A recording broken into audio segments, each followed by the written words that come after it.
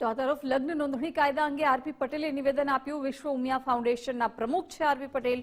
વિશ્વ ઉમિયા ફાઉન્ડેશને અનેક રજૂઆત કરી. છેલ્લે 5 ડિસેમ્બરે અમે રજૂઆત કરી હતી. સરકારે અમને 10 દિવસનું આશ્વાસન આપ્યું હતું. દીકરીઓને ડરાવી, ફોસલાવી, ધમકાવી લગ્ન થાય છે. ખૂબ જ ટૂંકા ગાળામાં સરકાર નિર્ણય લેશે તેવો વિશ્વાસ છે.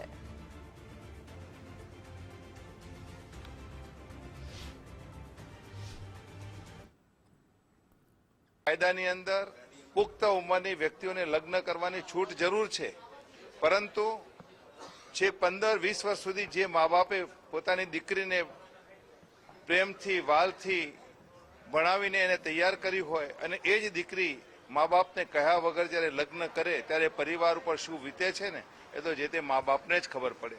અને એટલા જ માટે દીકરીની ભલે સ્વેચ્છાએ જાય ને લગ્ન કરવા હોય ત્યાં કરી શકે છે, પરંતુ કમસે કમ એના મા બાપને એને કહેવું જોઈએ, એને જાણ થવી જોઈએ અને એ અંતર્ગત એના જે કંઈ લગ્ન નોંધણીના દસ્તાવેજ એને રજૂ કર્યા હોય એની પોલીસની અંદર પણ એની તપાસ થવી જોઈએ અને એ પોલીસ ડોક્યુમેન્ટની તપાસ કરે, એની લેખિત એનું સર્ટિફિકેટ આપે અને ત્યાર પછી જ આ વસ્તુની આગળની કાર્યવાહી થવી જોઈએ.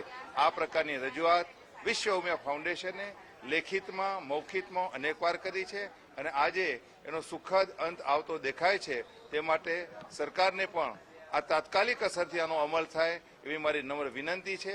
અને જો આનો અમલ થશે તો હું એટલું ચોક્કસ કહું કે સમાજની અંદર આના ખૂબ સકારાત્મક પરિણામ